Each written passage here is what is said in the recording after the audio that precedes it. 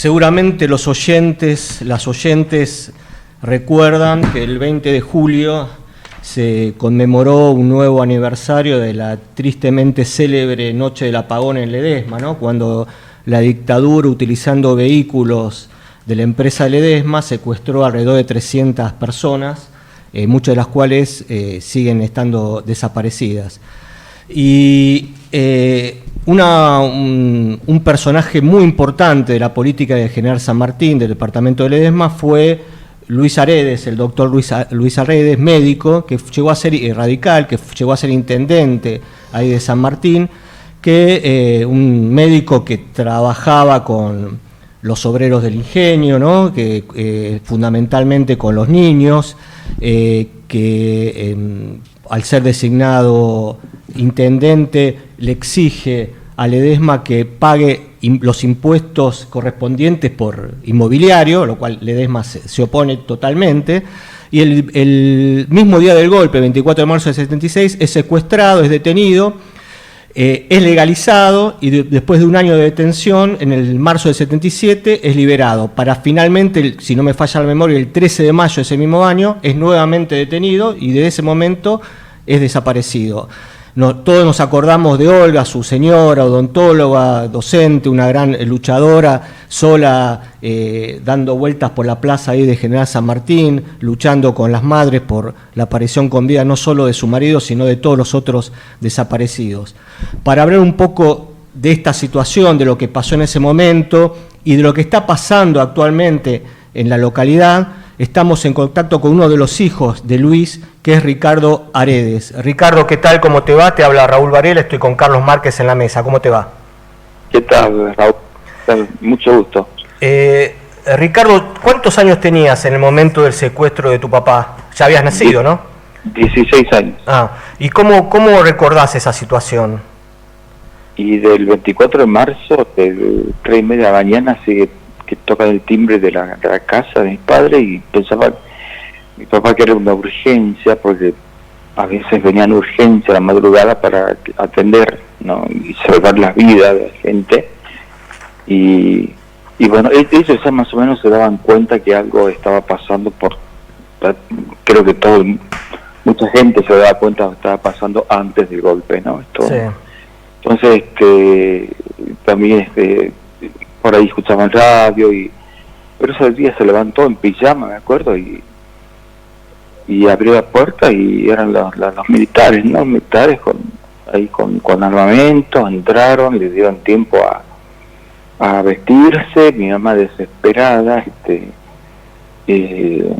decía a mi mamá, no salga, mi mamá, porque nadie sabíamos de lo que se trataba ni lo que se veía, ¿no? A venir, ¿no? Entonces, y nosotros dormíamos en el piso de arriba, en el dormitorio con mi hermano, con los varones, y ahí yo vi desde la ventana cómo lo subían en una camioneta con el logotipo de la empresa Ledesma, ¿no? Y después supimos que ese móvil era manejado por uno de los empleados de Ledesma, Juan de la Cruz Cairuz, que fue ayudante de campo del director técnico Ángel Tulosov del Atlético en ese tiempo, ¿no? Así que de todo eso nos fuimos enterando con el tiempo, ¿no? Y bueno, estuvo un mes desaparecido, detenido, desaparecido, no sabíamos nada, y después sí, por medio de una notita que sacan de la cárcel de Villagorriti, un preso común le da a la madre, creo que era vecina nuestra, la señora, y deja la notita abajo de la puerta, donde en esa notita dice: soy Luis, estoy en Villagorriti, habla con tales personas y sobre todo con el administrador del ingenio Ledesma, Alberto Lemos, y preguntarle por qué me detuvieron, ¿no? Está muy ingenuo a veces mi papá, claro. Me imagino en estos tiempos, ¿no? En estos tiempos, después de haber pasado ya casi 49 años del hecho, ¿no? Entonces, y bueno, y así fue hasta que se junta con el administrador del ingenio Ledesma, y él acepta que para el día del golpe de Estado pusieron 40 móviles manejados por 40 empleados para hacer las detenciones masivas de gente de las listas que entregaban la policía privada de la empresa Ledesma, ¿no? A las fuerzas conjuntas. Y después lo mismo ocurrió el 20 de julio, el 27 de julio, en la noche de los apagones. El Día del Amigo empezó, la noche del apagón, que era muy tradicional festejar el Día del Amigo ahí, ¿no? Entonces se desbande en todos lados, y después a mí me tocó estar en el segundo apagón, el día 21 de julio en la plaza, y ahí sí vi, ¿no?, lo que pasó. Todo oscuro, corriendo y siendo detenido por otro móvil de la empresa Ledesma, y me alumbraban en los ojos para que no los reconozca, y bueno, y después me tuvieron un rato, después me largaron, ¿no? Tu papá, previo a su militancia política, era un médico que trabajaba mucho con los sectores populares, con los sectores más pobres. Inclusive en su momento tengo entendido que el mismo Ingenio Ledesma lo contrata para la época de la zafra, porque se dan cuenta que había una gran cantidad de mortalidad infantil, que los hijos de los trabajadores llegaban desnutridos, etcétera, y morían. Y contratan a tu papá, y después tengo entendido que lo despiden porque tu papá recetaba demasiados medicamentos y eso le generaba mucho gasto a Ledesma. ¿Esto es así? Claro, él trabajaba recién recibido como médico cirujano, se recibía en ese tiempo en Córdoba. Él era de origen radical siempre, el padre fue radical. Nazco yo y me ponen Ricardo por el doctor Albín, obviamente. Mi padrino, sí, el señor Indalia también. Y él iba a Córdoba desde Las Peñas, que era un lugar donde estaban todos unos agricultores italianos, y va al Colegio Médico de Córdoba y ve como un aviso que Ledesma necesitaba médicos para los hospitales, porque en ese tiempo las fábricas tenían hospitales, que tenían que tener hospitales y escuelas, según la ley de Perón.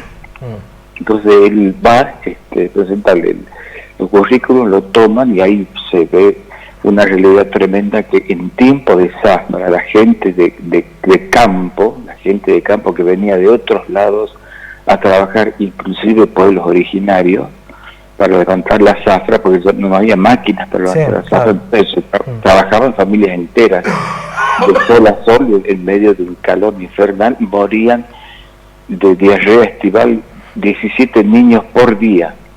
Entonces eso es lo que a él les agarra la cabeza, y se plantan ante la administración de Ingenio Ledesma, dice: acá necesito salvar vidas, ustedes me contrataron para salvar vidas. Y la administradora le dice: a nosotros no nos importa, nos importa producir, doctor, y si tenemos el hospital es por leyes que crearon en otro momento. Usted viene acá a atenderle a los casos, pero la empresa tiene que seguir produciendo. Y ahí empieza a tener conflicto en ese tiempo con el ingeniero Herminio Rieta, que era el dueño del Ingenio Ledesma en ese momento, ¿no? Hasta que lo echan en plena zafra, los obreros paran la zafra, única vez que fue una cosa así, hasta que lo vuelven a tomar, y después cuando terminan la zafra ya lo echan definitivamente. Se van a Tilcara con la orden, lo echan con la orden de irse fuera de los límites de la provincia de Jujuy. Esa era la orden, ¿no? Pero él tenía un amigo, ministro de salud de la provincia de Jujuy, donde dice: tú te vas al hospital de Tilcara como director del hospital, y ahí nació en Tilcara. Y bueno, y después él decide volver de nuevo a Ledesma a trabajar con el sindicato, y ahí ponen un consultorio, y bueno, así transcurre la vida, ¿no? Y después en el 73 es elegido intendente, y ahí él se planta con la empresa Ledesma, porque la empresa no pagaba los impuestos inmobiliarios por el terreno que ocupaba, ¿no? Y ahí fue... Nosotros me acuerdo que cuando éramos chicos, con mis 3 hermanos más, dos mujeres y 2 varones, los sábados ellos, mi papá y mi mamá, nos llevaban a los asentamientos, a las villas miseria, ¿no? Villa Frutilla, Los Ceibos, que eran trabajadores de campo. El trabajador de fábrica es una cosa, el trabajador de campo, el que cuida la plantación, el que hace la cosecha a mano, vivían en unas condiciones terribles, en unas casas hechas de cartón, sin agua, sin baños, sin nada, espantosas. Y a nosotros nos llevaban, y generalmente eran de origen boliviano, la gente, o si no, de algunas etnias indígenas que venían desde la frontera casualmente, ¿no? Que los metían en vagones de tren y los tiraban en la estación ferrocarril de Ledesma, ¿no? Así eran los contratos en ese tiempo de la gente. Es muy interesante la historia de estos poderes, ¿no? Sí. Y ahí él los atendía y comíamos ahí con la gente, y ahí a nosotros no nos gustaba ir con mis padres, ¿no? Porque nos hacían bullying, nos hacían, como se dice ahora, bullying. Sí, sí. Y él decía, ustedes tienen que ver esto porque ustedes van a tener la posibilidad de estudiar, y ellos nunca van a tener la posibilidad de estudiar, tienen que ver esta realidad. Y Ledesma nunca había pagado, no estaba acostumbrado a rendir cuenta ante la justicia, ante los municipios, ni a pagar impuestos, nada. Entonces mi padre decía, el que más tiene que empezar a pagar al municipio, porque siempre Ledesma ganó absolutamente millones en cada año de cierre de cosecha, siempre.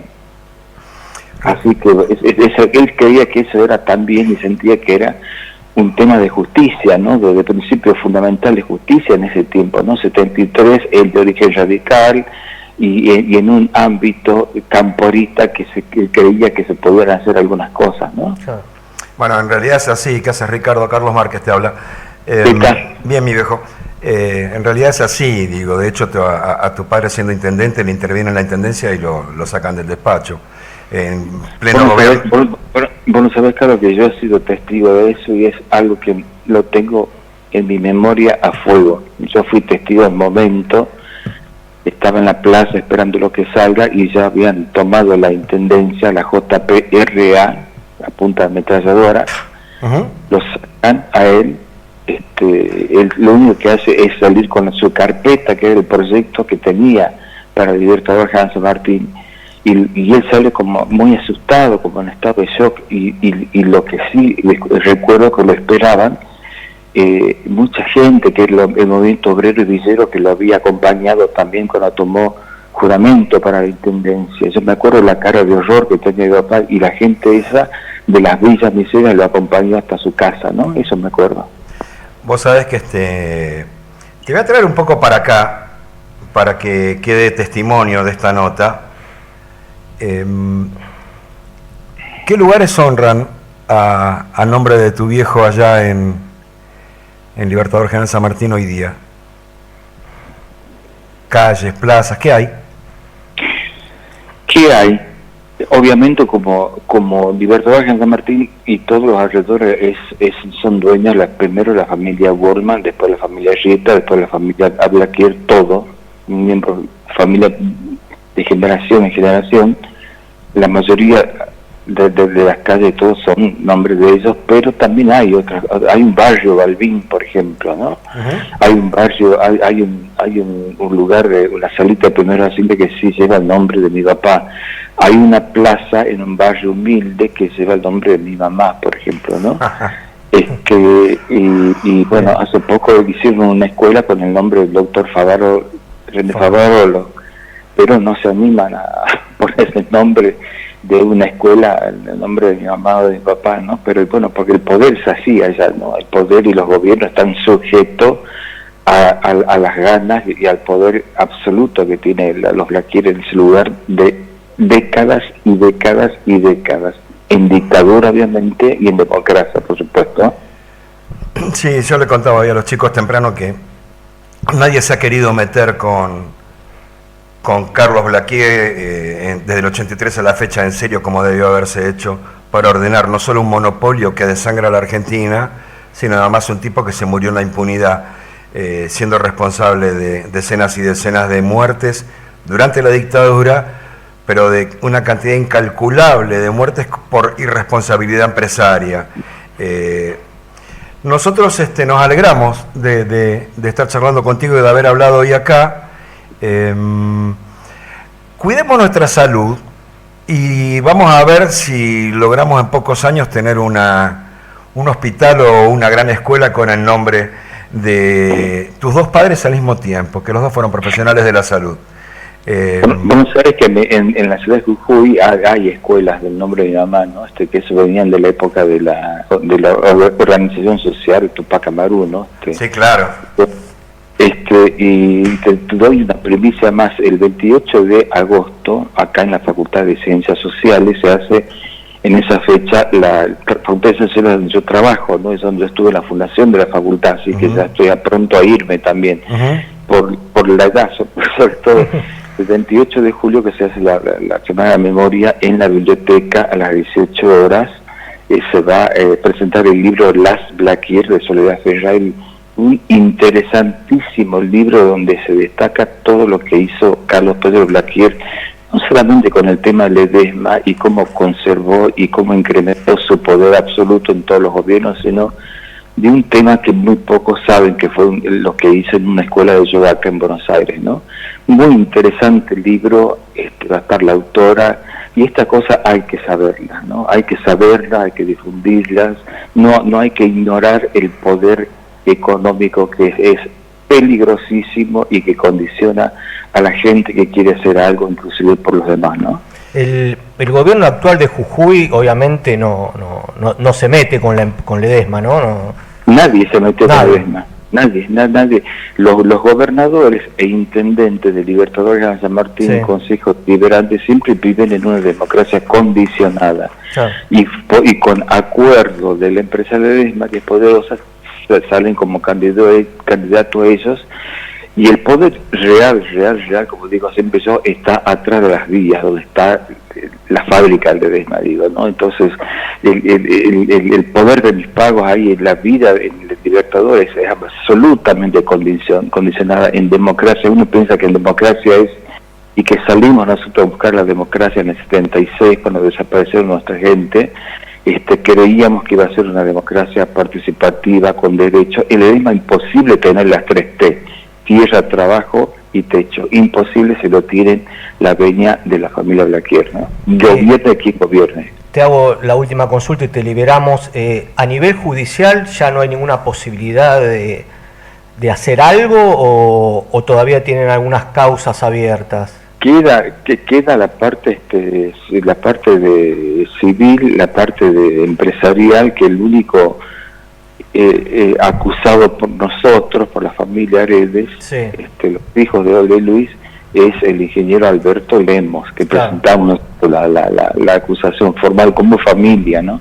Supongo que las otras familias de desaparecidos y organismos de derechos humanos de Jujuy también van a ser querellantes en esto. Este hombre vive en Salta, está un poco mayor y bueno, estamos esperando que alguna vez, si hay alguna decisión de la justicia de Jujuy, se siga por primera vez en la historia un juicio de lesa humanidad a un responsable administrativo de semejante empresa, ¿no?, azucarera. Bueno, Ricardo, te agradecemos muchísimo esta entrevista, que la verdad que es el recuerdo de tu padre y de todos los luchadores ahí de Ledesma, tu madre, de vos mismo, que seguís con esta lucha, es un ejemplo para todos. Estamos en contacto y quedamos abiertos para cualquier cosa que ustedes quieran difundir. Muchísimas gracias por el espacio, por el recuerdo. Hace falta mucho que nos escuchen, ¿no? Más en estos tiempos, digo, ¿no? Porque son temas que van quedando como deudas internas, muchas deudas internas ya tiene el país, me parece. Te mandamos un cariño, Richard, que tengas un buen fin de semana. Un abrazo.